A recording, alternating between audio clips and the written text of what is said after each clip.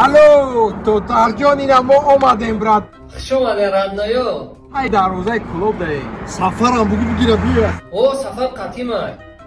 короче رادنای من ترا خیلی بفهمونم دروازه کلوب راست اومدی باغ خوتالون میشه دیدی باغ خوتالونا رادنای نه باغ خوتالون گذشتین راست اومدم میرم بازار گذشت قلا میشه ای بچه همین راست قلا داری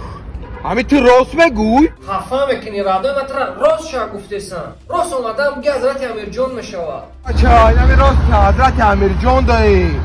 همین تو توشنا راست گفتیسن خفا میکنی رادنای من ترا راست شا گفتیسن راست اومدم میگم باغی سفر امیر شریف میشه ای بچه همین پیش باغی سفر امیر شریف داریم تو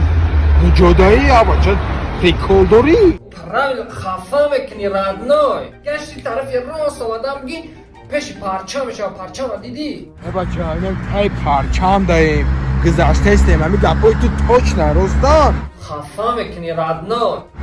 یکی استیوت هم آمدم اومدی همین راست اومدم میگی دروازه کلوب برو اومده نوشی جانی جون این همه دروازه کلوب برو اومده برا این مردمی کلوب ها قمهمون دوستان این جونی کیده رفته گیه ای بخیر رفته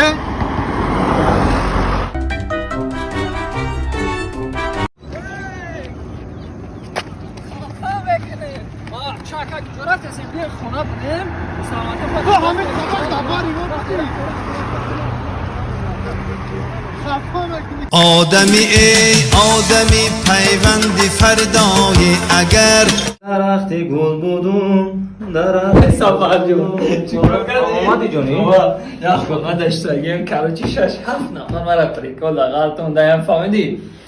دچی با مرا پریکول کادستن ما گفتم که من خیلی کنم ما این سیتواسیا ببرم فهمیدی کراچی گشتم سنیت شدم که کراچی تو بازی گفتم که یکی کروب همش حیوانشی گفتم خیلی بازه گفت فهمیدی او بچه گفت که تکیرا باز میگفت فهمیدی گفتم تکیرا باز گفته سر فهمیدی گفتم که کراچی من دکزر میکنم که تو بازی فهمیدی آخه پریکولم کرده سردن دیگر راه نداشتم گفتم من دکزر میکنم تو بازی